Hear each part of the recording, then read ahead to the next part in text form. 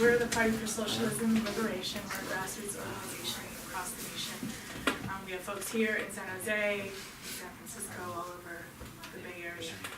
And two of our organizers, Gloria La Riva, an organizer from Los Angeles, Adán Plasencia, they went down to Mexico, met up with the caravan as they were making their way to Mexico City. Right now, they're also in Tijuana, and she'll give up an update on what's happening there as well.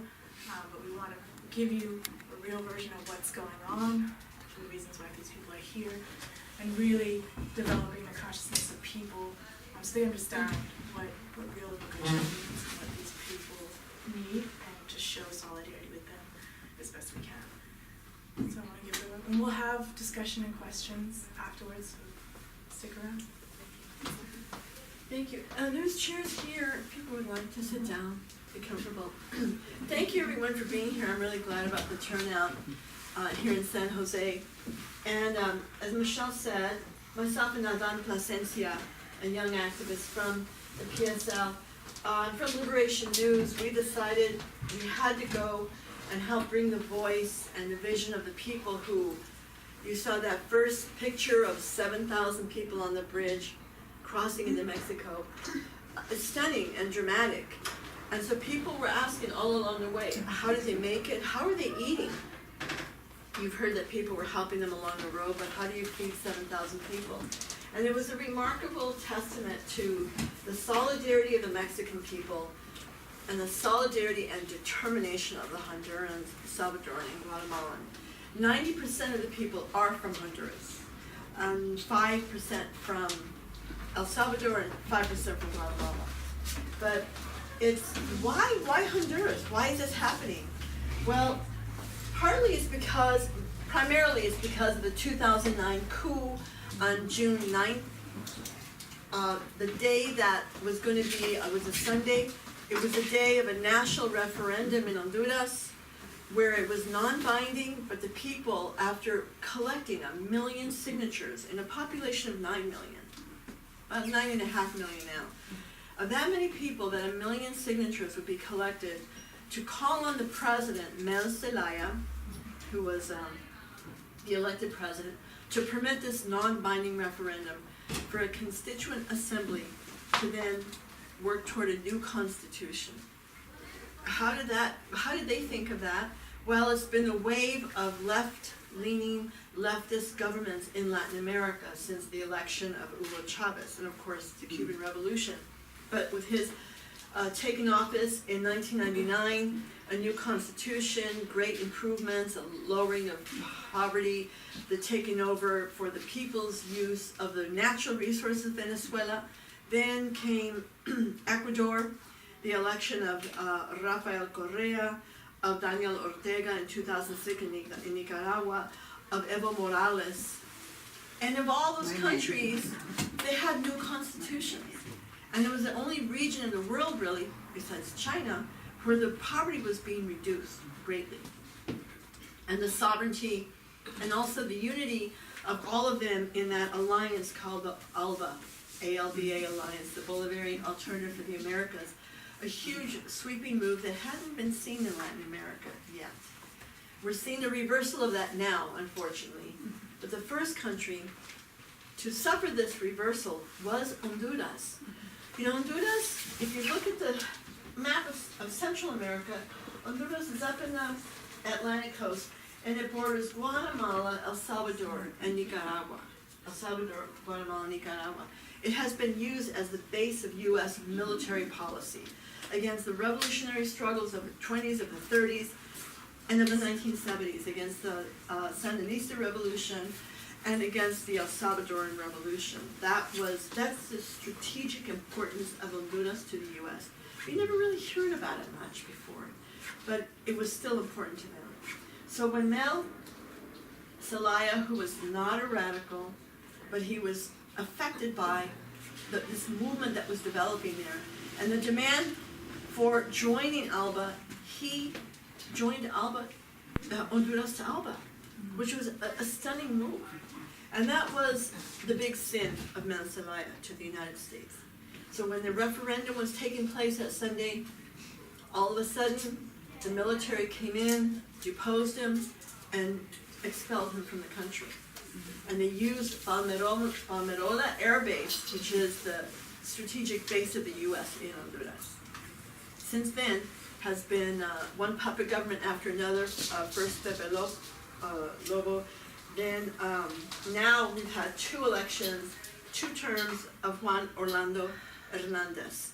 When you hear Hondurans marching or protesting, they say fuera Ho, Ho meaning J-O-H, his initials. There's great anger, and in fact there were dozens of people murdered right after the election when he was elected a second time because of the great amount of fraud. These 2 presidencies, the mandate since 2009, these puppet governments for the U.S., have turned Honduras very quickly into a neoliberal economy. There's damming being done for the water resources of these multinational corporations, the mining starting up again. And how many of you heard of the assassination of Berta Cáceres? You know, Berta Cáceres was such a well-known leader of the environmental and indigenous movement, a woman who the world knew. She flew to San Francisco and Washington. She was awarded the what's the name of it? The Goldman Prize for environmental leadership. And she went home and she was murdered. After about 2 years of investigation, it turns out that these were men who were hired by those who were building the dam that she was leading in opposition to. There was also, there's been many LGBTQ leaders killed, dozens of journalists and other activists. It's terror. But for the whole population, the poverty has plunged, or the rate of poverty has grown, the amount of people in poverty has grown greatly. It's estimated now that in a population of 9.5 million, 6 million are in poverty, and 3 million in extreme poverty. And this Honduran journalist, who we'll show in a minute, talks briefly about that. The U.S. policy for granting asylum, of course, they're trying not to give any asylum, is that you have to be someone who faced death in your country, has proof of being threatened, would be killed if you were in your country, which is a small number of people who can prove that. But the terror is there nonetheless. And when we were on the caravan, we met one person after another who had real stories of either a family member killed, tortured, or themselves as common neighbors being terrified because their kids were being grabbed by the gangs, being recruited, or that in the case of 2 women that we met, their neighbor was murdered. This woman was assassinated because a gang member in the area was arrested, and so the gang came into this neighborhood, just picked someone out and said, "You ratted on us." No proof, but just to terrorize the population from telling on them, from turning them in, and they killed her. So these 2 women and their children fled. And that's one story after another. One LGBTQ woman that we met in one of our videos, very young. There was a group of them, probably about 80. I think the poll said 87, according to the statistics of those on the caravan. They had fled because you will be killed especially if you're trans. And she lost her partner 3 months ago, who was murdered. And they said, if you don't leave, you're going to be killed too. So there's terror, there's a violence, and then there's a economic violence that you cannot eat, there's no work. And there were thousands of young men who came along, one by one. They all left because they're terrified of the violence, of the threat to them, and also they said, we have to come and help our family. You know, sending the seeds out to come and be able to help the family. The greatest source of income in the country is remittances. And that's true of more and more of Latin America. So, anyway, what we did was we said we have to be there, we have to bring back video and articles. And we flew into Mexico City on November 1st. And the next morning, there was actually a big World Social Forum on migration. We attended that for 2 hours. And we got a car and drove south to find the caravan. Now, this is Mexico, right? Mexico's like that, like a horn. And they had crossed into Chiapas, and they were intending to march all the way straight in this direction, the shortest route they could to Tijuana, because everybody wants to come to Tijuana. And by the way, it's not Tijuana, it's Tijuana. They were coming this way, and then a lot of political pressure forced them to go eastward directly, to come up through the Pacific area of Mexico, which was much further and much more dangerous. And Mexico is dangerous right now. There's gangs everywhere, the drug cartels. You hear more than 130,000 Mexicans found murdered, mass graves. Not only the youth of Ayotzinapa, but a few weeks ago in the very area that the Caravanistas were going through, 80 bodies decapitated. Just the heads were found of Central American refugees. And what happens is that if you are caught by them, because there's many caravans, there's many groups of people coming up north, but if they catch you and you can't pay the money, they just kill you. I mean, they're really fascistic. They don't care. They don't have any sense of humanity at all.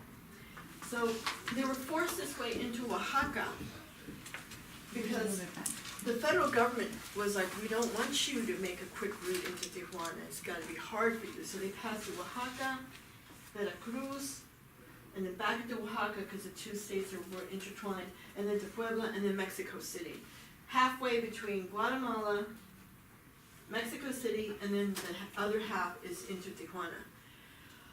So it was very dangerous. This area of the Pacific area is called the mass grave of Mexico. That's what they all call it, because those are the most dangerous states. You can't even drive in a car at night because you could be kidnapped. You have to drive in the middle of the day, and you have to drive in a toll zone. You can't drive in a free road because it's more dangerous.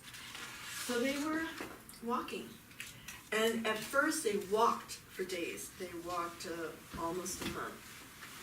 But as it grew and grew in support, by the time we got there, the Caravanistas would come into a town and camp at a highway intersection where all the trucks come by, and the gas stations. And these huge tractor trailers would pick people up. The trailers, the flatbed trucks would come in sympathy with people and drive them to the next town. So that kind of sped it up a way. So we drove from Mexico City on November 2nd. 5 hours into driving, we're on the road, it's getting dark, it's 5-ish now, and we see 300 people walking along the road like we didn't expect it so soon. They were like 100 miles south. And we stopped on the highway, and this young teenager ran across this highway, and she said to us, "Do you have a peso? Can you give us a peso?" Well, a Mexican peso is 5 cents. And she's asking us for that. So we ran across to see them. They had been on a flatbed truck, most of them. But the police forced them off it because there was no guard. It was a flatbed truck, and the police said, if you fall, you're dead on this highway. So they made them walk. And they were walking all day. They were walking 20 miles with strollers and their babies and their kids. They hadn't had any water, no food. They had nothing all day, and it was nighttime. We drove to a store. We bought all the bananas that were edible, all the water we could, and milk for the kids, and they were desperate. So we gave them, basically we hydrated them and helped them on that night. And as soon as they came to the car, they said, thank you, and they went on. We can't stop, we have to keep walking, because they had miles to go that night. Very, very hard. We took one family in our car, that's all we could fit. But we just felt that night, we said, God, we didn't expect this. We didn't expect to see this. And so the next morning, Liberation News, we made an appeal. We called our people here. We said, we've got to help them how we can. And so we made an appeal, and we got a lot of donations from people in the United States.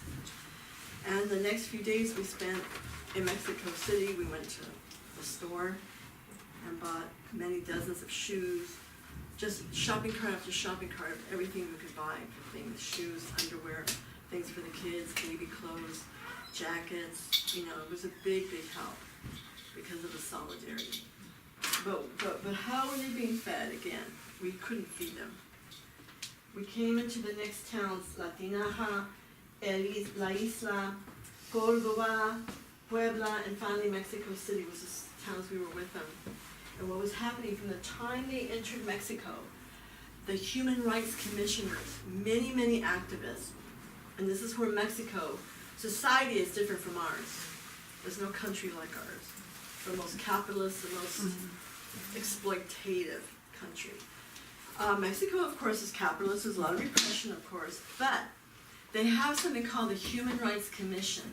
A lot of countries have this, you know, Commission for Human Rights. Yes. We don't know what that is, but they're autonomous in a way, but they're also funded by the government.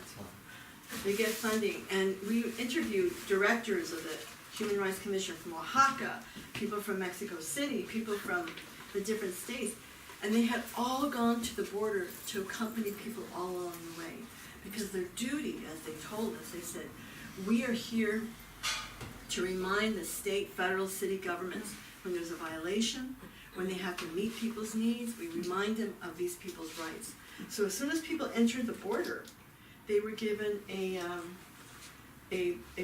necklace with the placard, a little placard thing, and laminated card of the basic human rights of the UN Charter, which is very interesting. It said you have the right to health care, you have the right to asylum, even in Mexico, you have the right to a job, you have the right to be free of repression, you have the right to education. Nobody, I think, ever gets that here in the United States. When you come into the border, you just get abuse and separation from your kids. But so that's how they were all identified, and you'll see some of that. And the commissioners, what they did, first of all, they took care of the LGBTQ people. There was a number of a little less than 100, because even on the caravan, you know, there's discrimination in the population. And they were being abused or harassed or made fun of, you know, discriminated against. So the Human Rights Commissioners kept them together, gave them special transport, made sure they had separate housing. It wasn't totally separate, they were in the same tent, but they had their area. And the Mexicans' attitude was so humane, I mean really humane, that everybody was shouting the famous chant, Viva Mexico. The Hondurans are Viva Mexico. You'll see a little bit in my video. Because they appreciated it. The state governments were much better than the federal. Remember, this is Peña Nieto, the right-wing president, the president of the PRI, the one who's about to leave office November 30th. The new president, Andrés Manuel López Obrador, will be the new president December 1. He's more to the left, but we don't really know what's going to happen with that presidency. Because as people have said, Mexicans say, so poor Mexico, so close to the United States and so far from God. You know, the U.S. weighs heavily on Mexico, the pressure. So what happened was, in our third night down there, we're in Veracruz, in the town of Cosamalhuapan. We had to learn how to pronounce it, because we stayed there. And we're watching TV, and the governor of Veracruz announced that night, because they had, you know, what a hard trip it was. It was so hard for these people. He said, and with all the sympathy and solidarity, he said, Saturday morning, we're going to have 160 buses to transport all of you directly to Mexico City. You know, several hundred miles. We're going to have those on Saturday. Please wait a day. Because apparently, not apparently, what happened in Mexico, there's 2 huge public water sources for all the Mexican people. And one of the sources of water was broken. So half the city had no water for a few days. And so they said, please wait till Saturday. People were excited in the camp. And what happened 2 hours later? He canceled it. No explanation. He goes, no buses. It was the federal government who pressured him. So that night, we went to the big warehouse with everybody inside. The community came out again, feeding everybody. Volunteers, doctors were there, nurses, musical groups came to sing with them. And we talked to people, and they were crushed. They said, this is fraudulent, this is fraud. And they all said, we're marching, we're leaving, we're not waiting. And next morning, I mentioned this in his video, they're up in the dawn, pre-dawn, in the dark with their strollers and walking. We couldn't film very much because it was too dark. But they're like, we're gonna keep going, you're not gonna stop us. They had to keep moving. So, the Human Rights Commissioners would inform the cities that they were coming to. Tonight, we need all your housing. So every town provided their stadium complexes or warehouses. And in Mexico City, when they got there, they stayed there for several days. They finally got a rest. And the government said, well, we can provide everything for you for 2 weeks. They only stayed about a week. We were there for 4 days with them. And in Mexico City, it was the big stadium complex of different stadiums by the airport and they set up these gigantic, they were like giant warehouses, tents, 10 of them for all the people.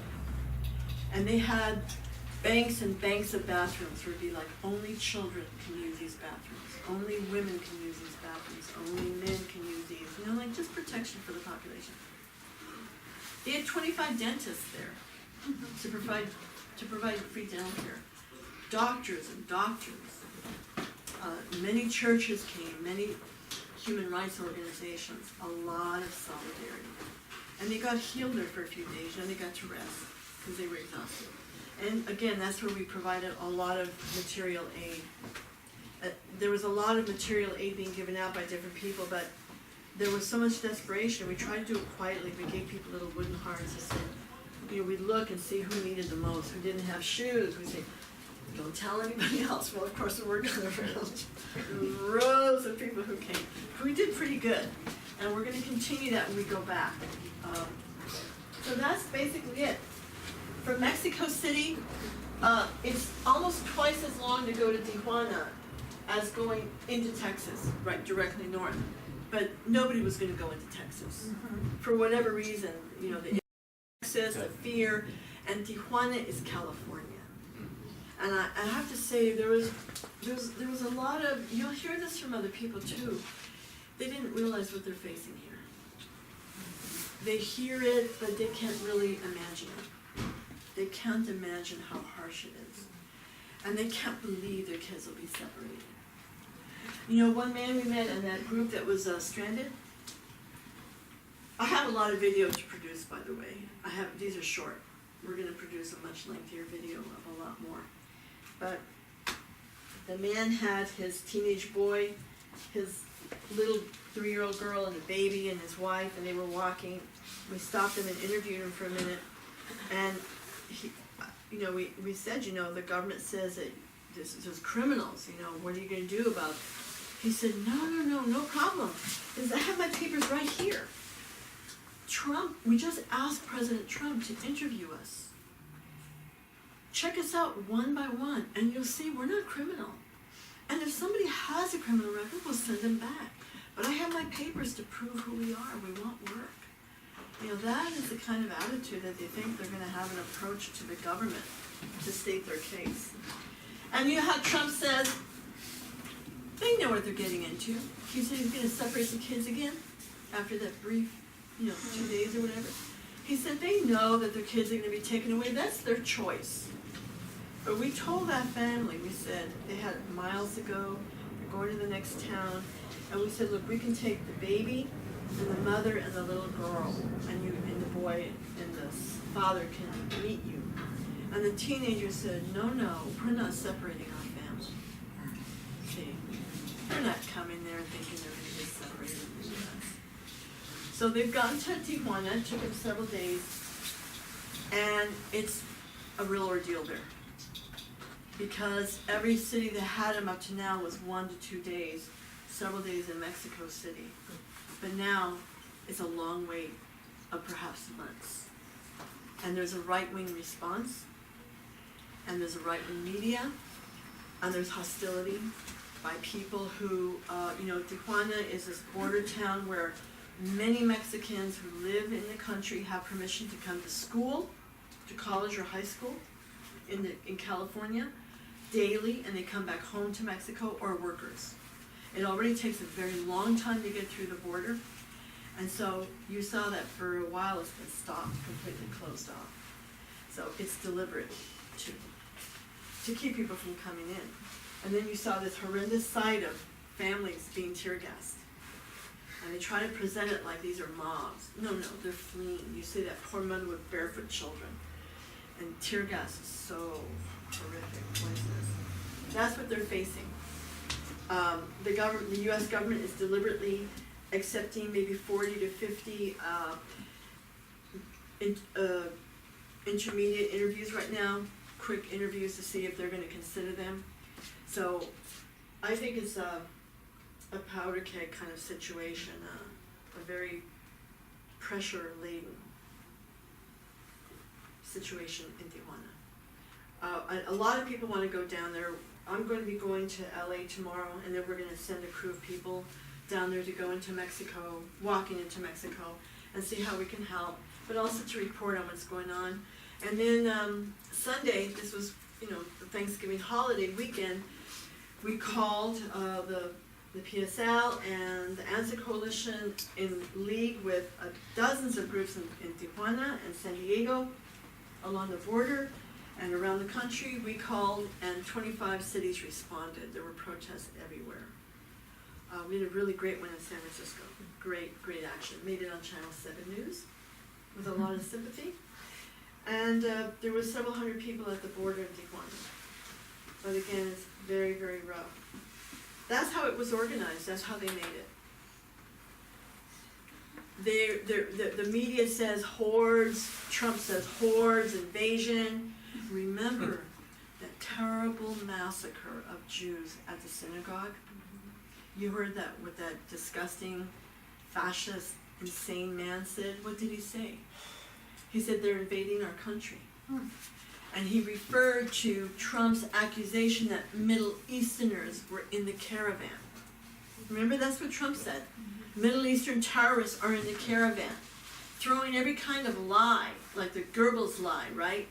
And that man referred to that. This is why Trump's racism, anti-Semitism, fascist kind of white supremacy pronouncements that gets play in the media and support by so many politicians and capitalists, that it affects a segment of the population that's willing to carry out violence. Why there's militia people along the border, why there's Klan Nazis, people carrying out violence that, a lot of it we're not that aware of where it's happening. But that was linked to that. And he's guilty of that. He's guilty of helping set off this and many other killings. But I just wanted to mention that. I was interviewed by a Canadian station. It's on the internet. But this man came up to me. He goes, "I'm from Rebel Media." And I thought, okay, well, he's from the left. No, he was from Trump. He was from a very right-wing media. And he was there with a purpose. He came to try to portray the people as violent. And he's interviewing me, and I realized where this guy's coming from. He said the State Department has said there's 209 violent criminals, felons, on this caravan. And I said, first of all, the U.S. government has no idea who these people are. How can they know 209? That's a lie. And there's nobody we found here committing crimes against each other, all helping each other. The men were like, let the women first, the men, peace. People, you're talking about 7,000 people in camp. You expect fights. There were no fights. It was pure solidarity. But he kept going on and on about this. You're saying that your president is a racist? I said, absolutely. He's a white supremacist. How can you say that? Charleston, the massacre in the synagogue, what are you talking about? I said, and I don't take that back. We have to be open about it. Anyway, that was him. He interviewed me right in the scene. But that is Benito Juarez. actually the first indigenous president of Latin America in the modern era. And his famous slogan, does anybody know it? Somebody here must know it, about sovereignty. Somebody Latino must know it. Is there a Mexican around?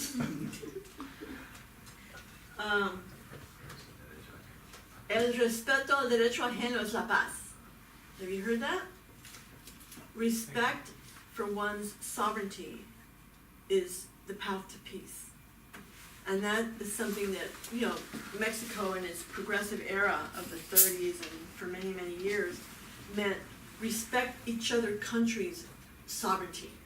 And that's the road to peace. Would that were our slogan, but it's not. Yeah. And so that's Benito Juárez right there. So I think what we'll do is we'll show 3 videos if it's okay with you. We both got really sick, and so I had to stop my video work in the last days because I just couldn't function anymore. And I have a project here to make a much more full-length video that's going to interview the people we met who explain the causes of this and a lot of the participants. But this was our 3rd day, and we'll show 2 3-minute videos. Then we have a special video of a journalist, Bartolo Fuentes, who actually was a leftist in the 60s and 70s in Honduras, radical. And he's still very progressive, but he is a journalist who has taken up the cause of the immigrants. And he has a radio show, he's quite known, he's in the opposition to the government, his life is in danger. He now is in exile because he knows he'll be killed otherwise. And the day that we were there in Mexico City at the stadium when he gave his press conference, and you'll see the 3 minutes of it, it's a 40-minute press conference. The Mexican Senate that day said, we will offer you refuge. You can have exile in Mexico. Because Mexico's famous for that. Mexico's given exile to dozens and dozens of leftist people who were facing, you know, death and repression in their country. But he said, I'm not going into exile. I'm just leaving for a while. I'm going to come back and we're going to overthrow this government. He was very bold. It's not in my video. I still have to finish it. But anyway, in this video, you know, what happened was he was so angry. You'll see, he's a really eloquent man. It's subtitles. So because the subtitles are down here, some of you are going to want to stand up unless you understand Spanish, unless you can see between the soldiers. But he has been accused of organizing a caravan. Some of the media and the Honduran government says, you paid the people to come. And then others say, they paid you to bring them here. All these stupid lies. So he answers that very well about the lies and why the caravan is the caravan. So we'll watch this one. You know. In Mexico, in the state of Veracruz, and the caravan has now reached Loma Bonita. It's amazing to see the determination and the resilience, even though it's tremendously hard suffering. We've been seeing here through the day people in the heat, exhausted, dehydrated, with their children and babies. Every morning they've been getting up at 3 and 5 o'clock to leave the warehouses that they've been staying at. Last night it was some 3,000 people, and 3,000 headed out this morning. Women and children were placed on trucks of a tortilla factory company, and the boss of the company told his workers, go to the site and pick the children and women up and drive them to Honduras. This is the women trying to get the tortilla truck.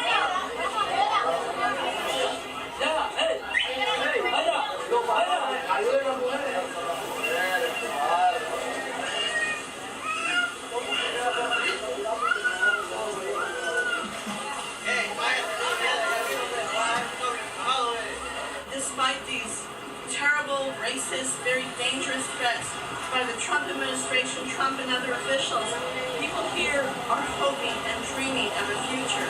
They're not really aware of these threats. Some have heard about the threat to shoot people if they send the troops to the border, one of Trump's initial threats, but they really, what's driving them is hope. A life from fear, free from fear, free from unemployment, hunger, starvation, and terror in Honduras. Here in Loma Bonita, a lot of them do not want to continue forward because there have been rumors about possible gang activity, possible extortion, and so a lot of folks are really not trying to continue walking on this federal road of 145 towards Cordoba, which is still 100 miles away. This is an LGBTQ group on this truck. These two trucks. And this is women. You see so many strollers. We are today carrying a family of 5 in the back seat because they have 2 children and we want to help wherever we can. So what we can do is carry 5 people in the back of the car. Yesterday, actually this morning at 5 o'clock, it was so sad to see there was a child who had been in the hospital all night because she had a very high fever. She was still very ill. They couldn't really bring it down to normal. But the family was still there. Little bitty kids waking up, ready to walk. And a lot of people didn't fit on the truck, so they started walking for 3 hours.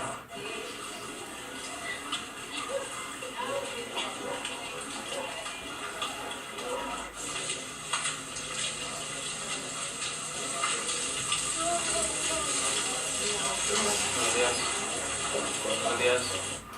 Reporting for Liberation News, Gloria La Riva and Around Placencia. Play. 2 hours ago, where we're in a warehouse of families who will stay for the night and possibly 2 to 3 nights.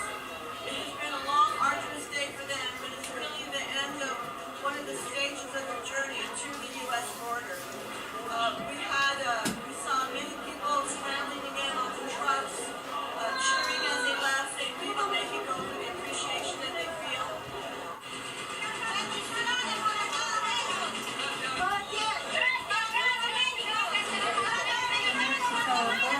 They've given to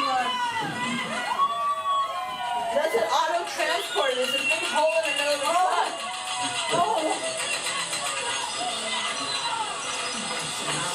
We also had an encounter, a very unique encounter with a group of LGBTQ people who are traveling together for camaraderie and for protection. One young trans woman said she was fleeing Honduras because of the terror. She'd been raped at 13. She talked about how very discriminatory it is not being able to find a job as a trans woman. And her partner was murdered 3 months ago. A mi pareja la mataron, por eso huí del país, porque me amenazaron que si no me venía o si no me salía del país me iban a matar. Entonces fue la única opción. Nunca antes había planeado emigrar del país porque pensaba salir adelante de una otra manera, porque a pesar de todo siempre me he puesto de pie. Pero hay que hacerlo. A veces no tomas decisiones porque quieres, a veces te obligan a tomar decisiones de que no querés. Tonight, the refugees are able to rest very well. They receive the mattresses, are standing in a huge line to get food. We're also able to see a lot of children have fun. There was 3 clowns that showed up and brought all their games, and a lot of the children were just playing and having fun tonight.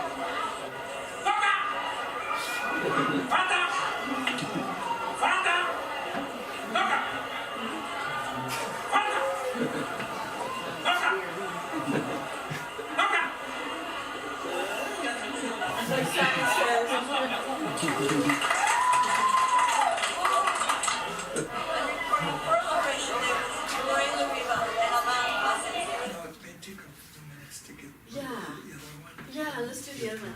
Why don't you take questions? Yeah. Do people want to have questions or make comments or anything?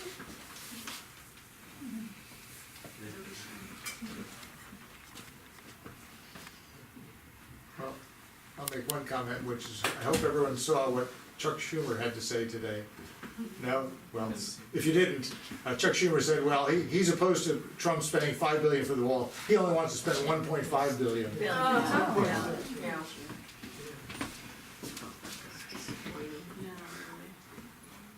Any questions anybody has? You got all the answers you want? How did the caravan actually first start? Oh, well, you'll see from this man's interview that the caravans have been going on for quite a while. I mean, 250, 300 people leave every day. But on the radio one day, people started announcing, let's all get together for protection. 250, 300 people find each other for that protection, you know, because you can't get completely isolated. So it was like wildfire. We asked people, they go, I heard it on the radio, we all made it down. Everyone started knowing about it. So they met in different towns and found a gathering place. They just did it. It's that bad a situation. And then the organization came in through Mexico. There were other groups too, like Pueblos Sin Fronteras. There are people, activists here in California and the US, and they went down also. There were a lot of people coming down. But that's how it was organized. It was spontaneous. There were people who had no other clothes. We met a 15-year-old boy who we're still in contact with. He had the same clothes for a month. Raggedy pair of pants, a shirt, and a really raggedy sweater by that time. He had nothing else. We gave him a good amount of money to buy clothes, and he, he was in such bad shape, 15. And then we found him again. He had a whole new outfit. He was happy, he's determined. He's in Tijuana right now. And then he called us Sunday and said, we're running to the border. We're going to run to the border. Question, you mentioned the militia, and in the past we've always heard about the militia in conjunction with Arizona, mostly, maybe a little Texas. What's the situation in southern San Diego area? Are they active, or have they not showed up yet? There's fascist groups there. What they've had mostly recently was trying to destroy the historic murals at the Chicano Park there in San Diego, and the progressive community has rallied and defended it. So that's their thing, is they're really against the Latino community in San Diego. But there was nothing there then. I think they're worried because there's more numbers of us. I think the danger is Arizona, part of Texas too. But you should know, there's a lot that's been on the radio, National Public Radio, Democracy Now! There are thousands of children in Texas, in the country, in these camps along the border. And there's probably more than 2,000 who'll probably never see their parents again, because the government never kept track. They just ripped them from their parents. And then you see the kids reunited after a few months, and they don't know their parents. And their parents, sobbing, my child doesn't know me. Traumatized. This is such a cruel, it's a crime what's going on. And we're not seeing enough of that in the media, or the people would turn. Remember there were 700 protests in one day a few months ago on the news about separated children? People care. People understand that you need to have your kids, and your kids need to have your parents. Everybody knows that. Is this it? USB?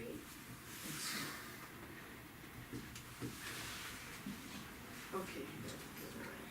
So really, this is all subtitled. If you can't see it, if you can stand up, it'd be great if you want to see it. It's very interesting. Can you see it? If you want to switch seats. Oh, or miss, if you want to come over, like maybe here, so that they can see there in the middle of the conference. Las caravanas se organizan todos los días en Honduras. Busquen ustedes en la página de la misma cárcel.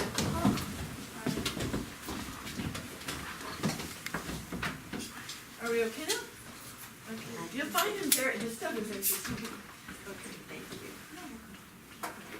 you. Día de la República de Honduras, ellos mismos aceptan que salen entre 250 y 300 personas diarios.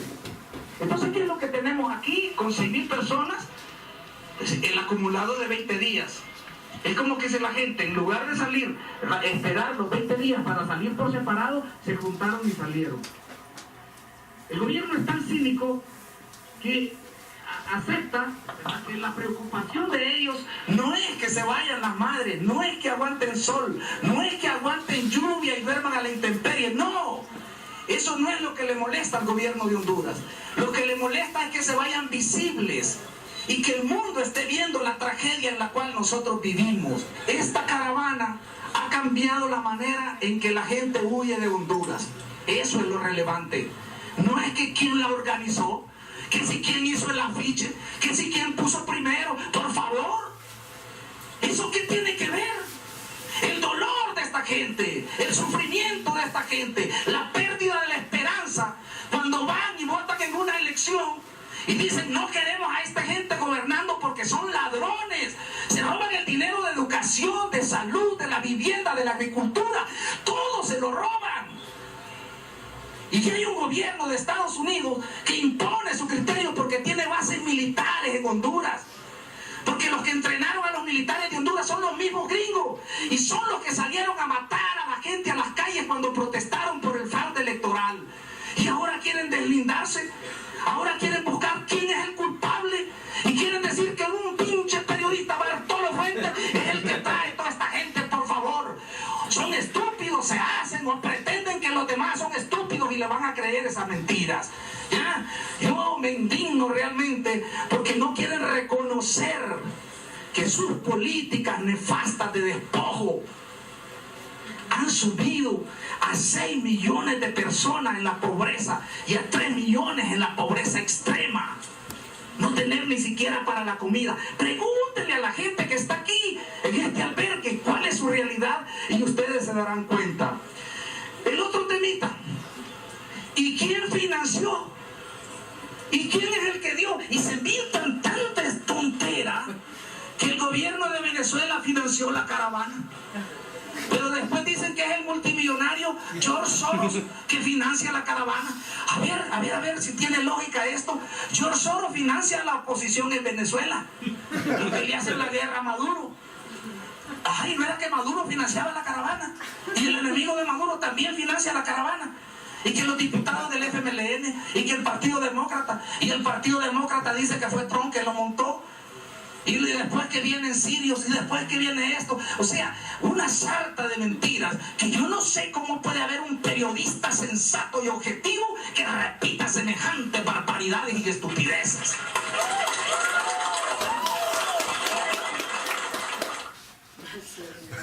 His interview was 40 minutes.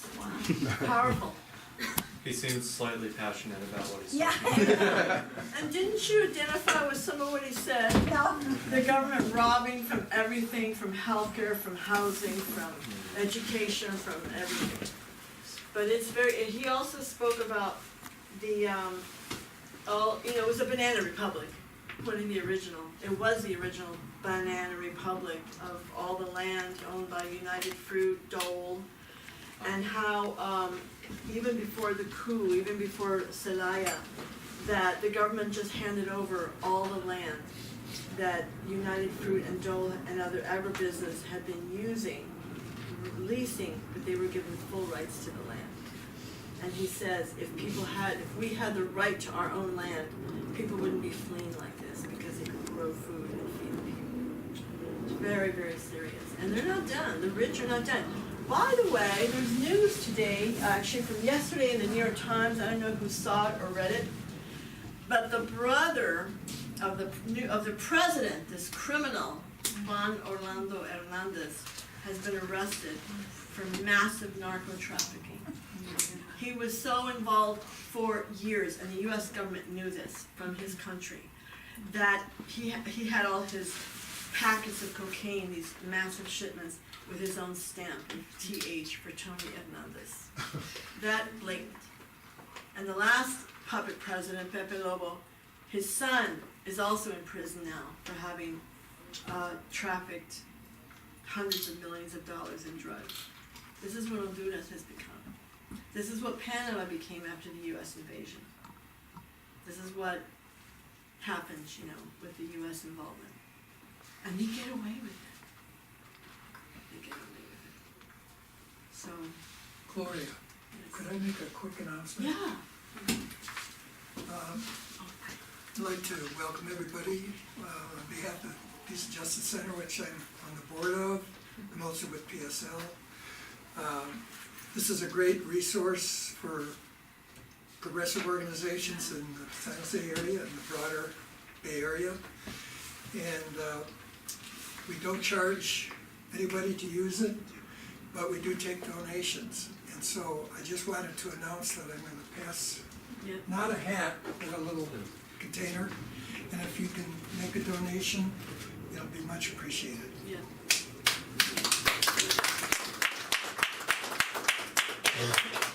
I feel like we're home when we come here because it's such a welcoming place. Where can you get that video? Find it on the internet? Of this man? Yeah. It's not out yet. I have to make it. In fact, I'm going to add more of his video tomorrow to show it out in Los Angeles. And I do have to get it up, but you know, if you sign up, we'll send it to you when we put it online. When are you gonna go back? Well, I'm going Friday. We're going to go to Mexico again on the weekend with a few of our people from Tijuana. Are you taking donations for the people? We're taking donations for the people. And yes, we are. And we're using every penny. Like I said, it was so glorious to be able to go shopping. I hate to say it, but we had to shop in Walmart. It's the only store that had any kind of goods. So we went shopping there and there's no other store like You that. go where you have to go. You have to go where you have to go. Help those people. Yes. That's okay, Gloria. Now I have some more money. You know, I found $50 in my pocket today. I had no, I had to buy. Is that for the people? Where's for the house? Right, that's right. And that's over there, donations can, yes. So, Gloria, Do you think the new president of Mexico is gonna make any difference in the area? I don't know, you know, Lopez Obrador, he's an unusual case because whenever you ran and lost, you didn't run again, he ran 3 times and won. And this time there wasn't really any active US involvement against him. I think they thought they could deal with him, the pressure with the economy. And I don't see a whole lot of change with him economically, for sure. He said to the Mexican media recently that there will be no tax increases for 2019. That's not a whole lot. And his answer to the issue of poverty was, he said he's gonna really combat the high salaries that the top officials made from the president down to help use that money for the poor. That's not a structural change that's needed in Mexico.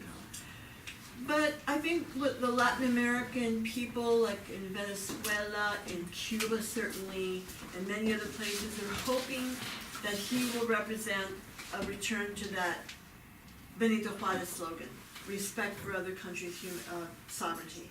When we were in Mexico City in our last days, the United Socialist Party of Venezuela, all the youth leadership of the party, the general secretary of the youth of the party, and all these other young officials spoke to a large group of Mexican activists, and they were cheering the new president. They said, "Viva Mexico!"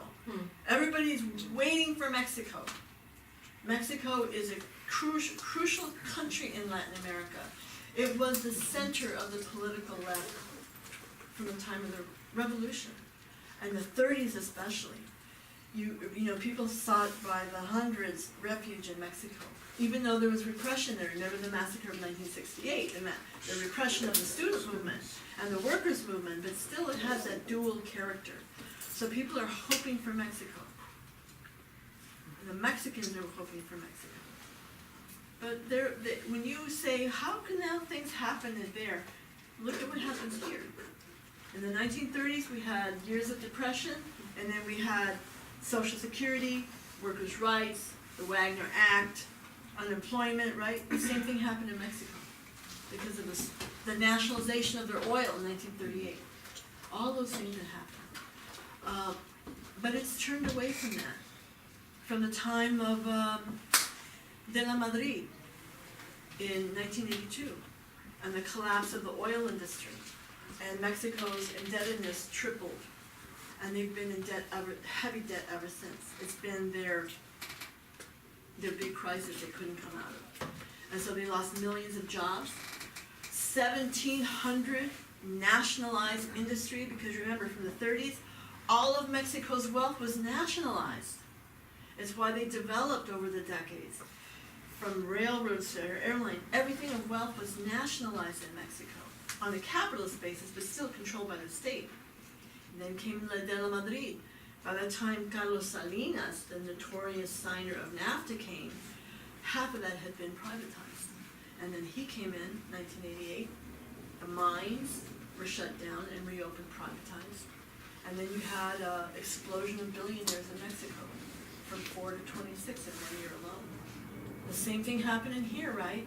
Facebook, Twitter, Google, Amazon, General Motors can lay off 15,000 people with a blink. We're suffering the same capitalist crisis. And so, as people said, as we say too, if the Honduran people couldn't even fight for a change in their country, like a constituent assembly, and their presidency is crushed, and repression following, and they can't come here, what are they supposed to do? And the people of Mexico, they couldn't survive NAFTA. 6 million farmers left the country to come here. And they can't live here either. And they can't live there. They're not allowed to fight back. So, we'll see what happens. But nothing will happen with López Obrador of substance until the people fight back. Doesn't matter who gets elected president here. Even if it's a Trump. If the people fight back, we can defeat his policies, right? We just haven't done that yet. You know, we haven't done that to a large enough scale. We had the millions of women march, first day of his inauguration, and the second year. What else did we have? We stopped the Muslim ban for a few months, right, until the court. Airports. Yeah, God, did you expect that? That we shut them down? And that Uber got hit by, 800,000 cancellations because they dared to pick people up at the airport? These are little signs. Gloria, somebody online wants to know if there's a link for donations for your trip and the support for the Caravan. Yeah, there, Can you say it out loud if you know it by heart? Liberation News, on all the articles about liberation of the Caravan, if they go into the article on the bottom, it's how you can donate. So that's liberationnews.org. Yes, they can donate. And, you know, we are buying the things. We're gonna go back down, because they need it now more than ever. They need tents. There's a lot of them sleeping in the street now. Any other commentary? Do people want to comment about how you see the situation? I'm sad. I'm just sad. It's sad. I'm sad and embarrassed, and it's just not right. Yeah. But you know, the facts and the truth, it's important for us to tell other friends. Listen to, like, you know, Liberation, or listen to, the Great Empire Files. It still exists before it got, had to shut down on Telesur, watch Telesur News.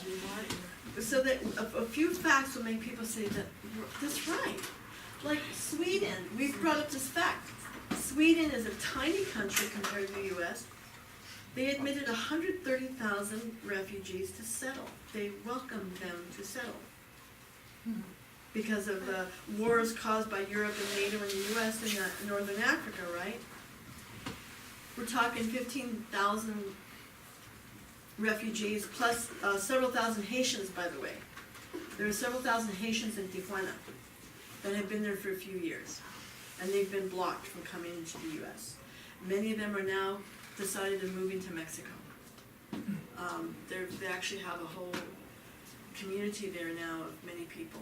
But we're talking about a country of the greatest expansive territory. Stolen land, half of it's stolen from Mexico, right? Mexico's land. That's the other thing.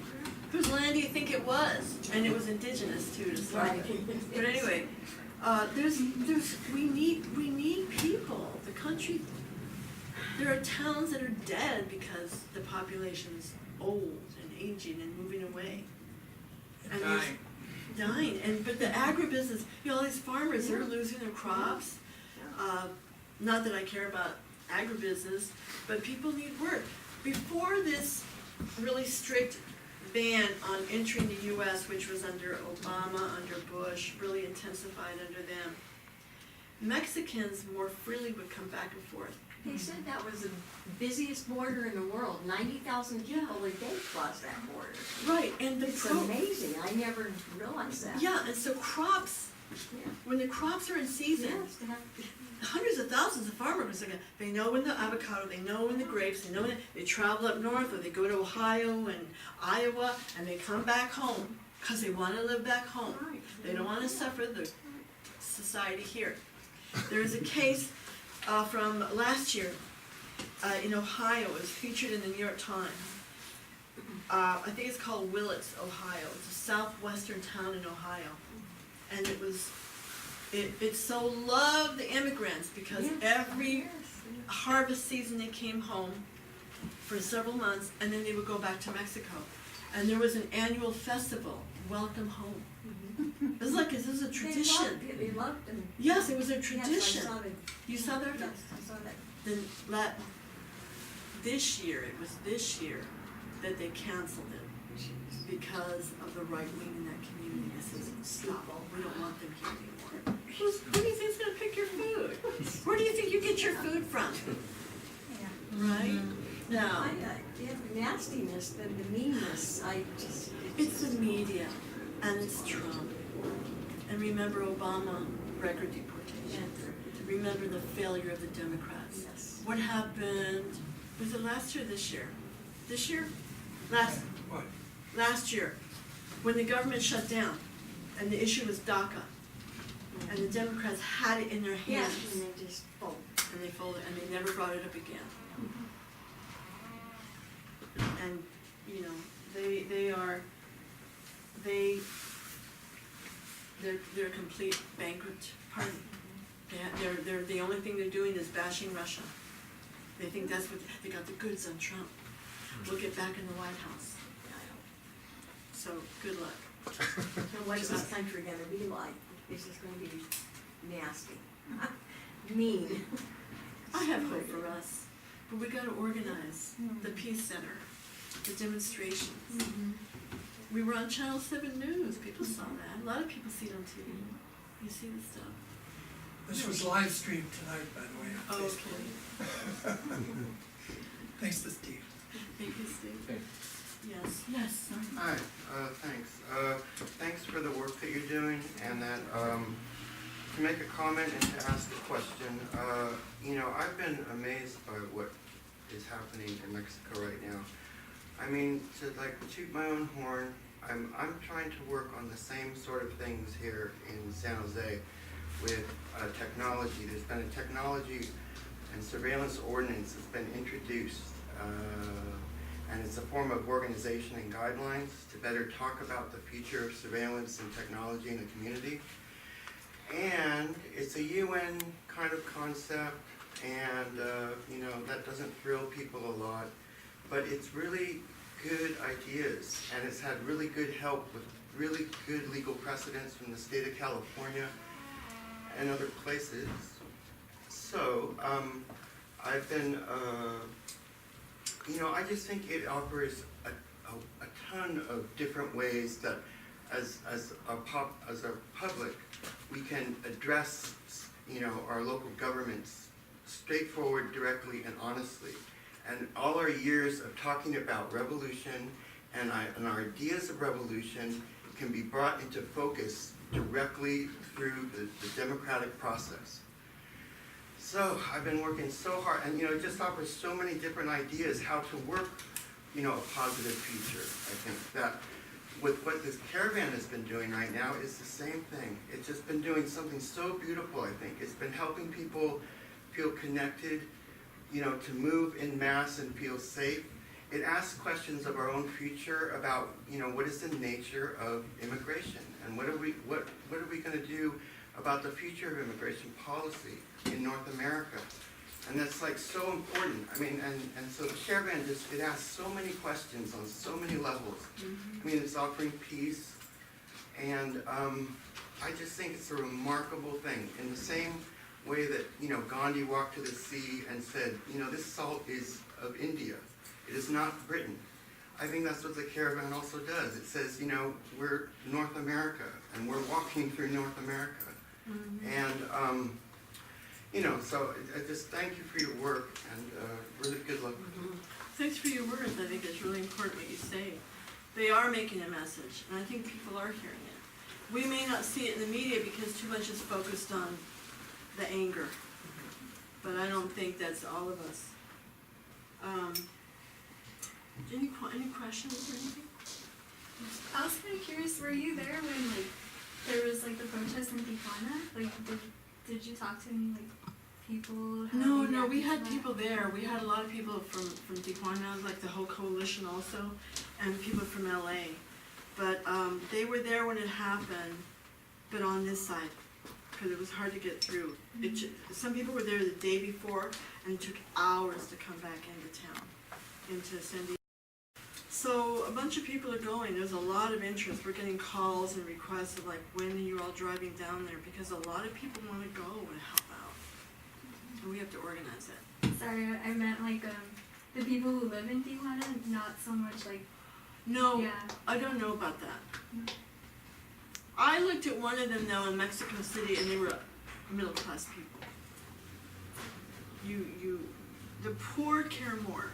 The poor give more. It was the poor who helped them. The middle class, there was some sympathy, but they get annoyed. You know what happens here? A lot of rich people look down on us. They look down on the homeless. Same thing. But no, I don't know about what's going on in Tijuana. You have to get down there this weekend. It's a long, hard struggle. It's months. There's articles now about families that have already been there for several months in detention. And Trump claimed that he made a deal with López Obrador that Mexico would keep the people in Mexico to be processed there. That's never happened before.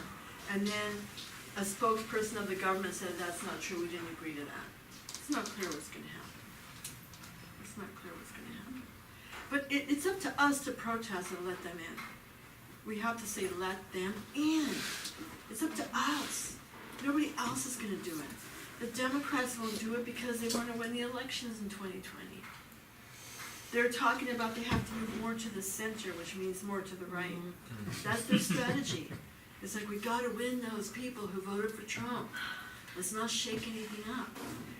We have to. The more visible we are, the more we show support, the more it shows people like, oh, it's not just brown people doing it, it's everybody. Yeah, we'll see what takes place. Today is November 28th. December 1st is the new president comes in. Just pay attention to see what he says.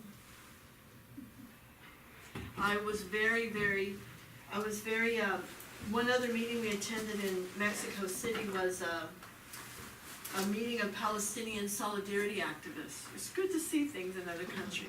It's like 35 activists came to plan activity against Israel. And I didn't know this, but the largest cement maker, the largest cement company in the world is Mexican. It's called Cemex.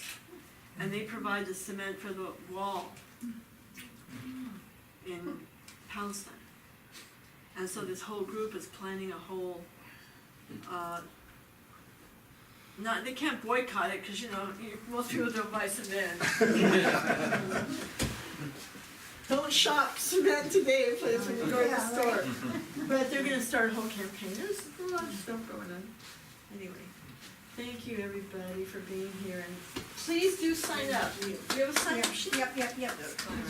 Please do sign up. We'll keep you in touch. Also with the San Jose activity here, for sure, everything that takes place here. Thank you to the Peace and Justice Center. Thanks also to Peace and Freedom Party. If you are not registered to vote Peace and Freedom Party, we hope you consider that. Because we belong to Peace and Freedom also. Socialist Party on the ballot. So, are we done?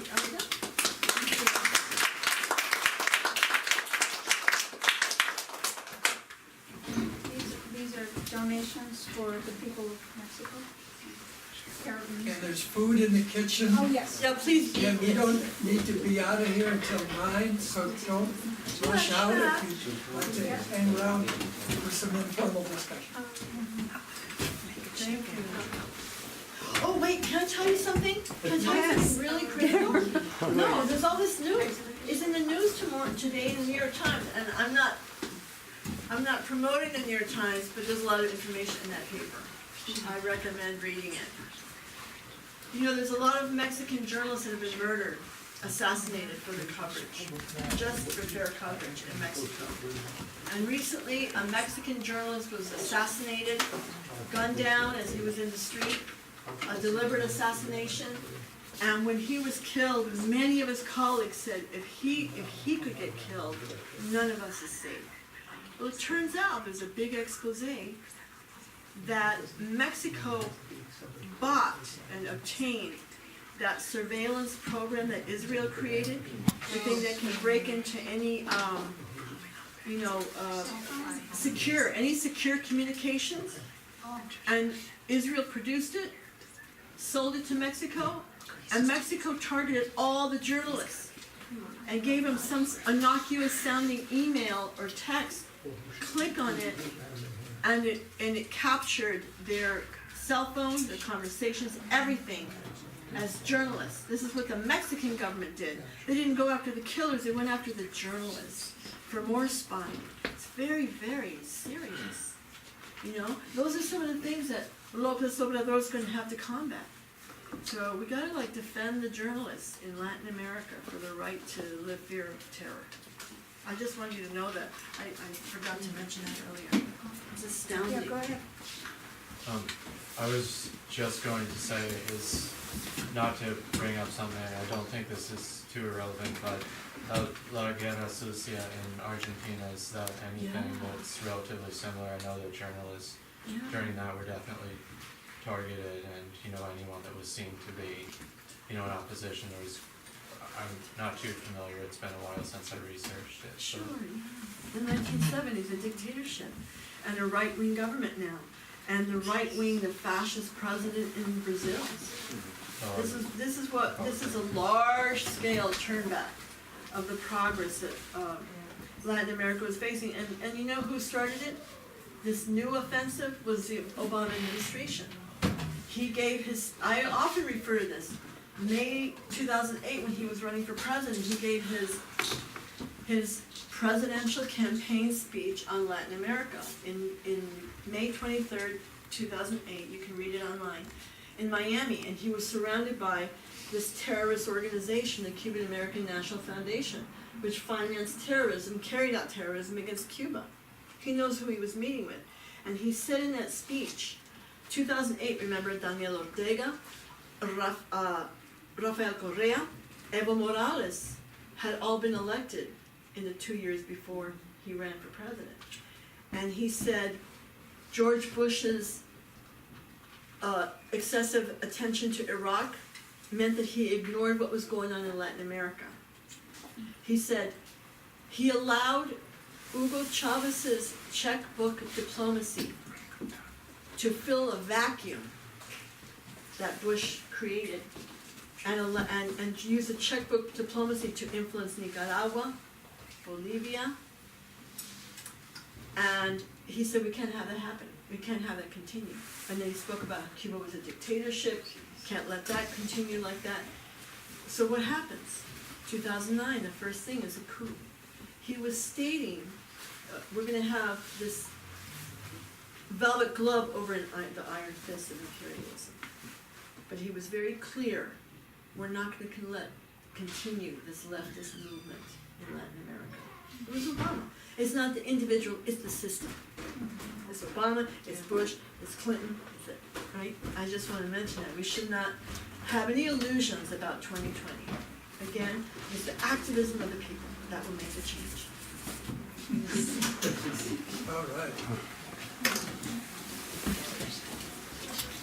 And we'll send you that. What's your name? Jim. You know, how do you do that?